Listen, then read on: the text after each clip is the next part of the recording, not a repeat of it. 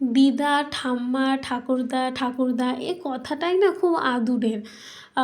কথাটা বলার রিজন হলো ছোটোবেলা থেকে খুব একটা ঠাকুমা বা ঠাকুরদা বা দিদা কাউকে খুব একটা পাইনি। কিন্তু যতদিনই পেয়েছি এখন বড় হওয়ার পর মনে হয় যে ওরা আমাদের ছোটোবেলার হিরোইন ছিল।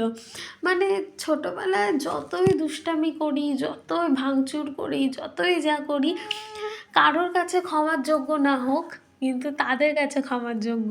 মানে সবথেকে মজার ব্যাপারটা তখনই এখন ভাবলে লাগে কি মা বাবা বকছে একদম ঢাল হয়ে সামনে এসে দাঁড়িয়ে বলবে, কেন বলছো আমার নাতি নাতনিকে, হ্যাঁ কেন বকছো?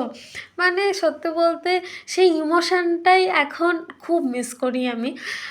এই এতগুলো কথা বলার রিজনই হলো আজকের কেকটা যার জন্য বানানো সেটাও একটা দিদার জন্য। মানে যে কেকটা আমাকে অর্ডার দিয়েছিল আমারই একজন ক্লাসমেট, সে তার দিদার জন্য এই কেকটা আমার কাছে অর্ডার দেয়। ওই যে আগেই বললাম দিদা ঠাকুমা মানেই একটা ইমোশনের জায়গা, তো ভালোবাসার জায়গা। তো ওই দিদা ঠাকুমার জন্য তো এইটুখানি তো করাই যায়, তাই না? তাদের এইটুখানি স্পেশাল ফিল তো করানোই যায়। তো তাই জন্যই একটা ছোট্ট প্রচেষ্টা, সেই ছোট্ট প্রচেষ্টায় আমি অংশগ্রহণ করলাম। যাই হোক, আমাকে যেহেতু কোনো ডিজাইন বলে দেওয়া হয়নি, তো আমি ফ্লোরাল ডিজাইনের মধ্যেই রেখেছি। তো দিদা সুন্দর তাই ফ্লোরাল ডিজাইনের মধ্যে রেখেছি। অবশ্যই তোমরা কমেন্টে জানাবে তোমাদের এই মিনি কেকটা তোমাদের কাছে কেমন লাগলো। আর যারা আমার কাছ থেকে অর্ডার করতে চাইছো তারা স্ক্রিনে দেওয়া নাম্বারে আমার সাথে অবশ্যই কন্ট্যাক্ট করবে।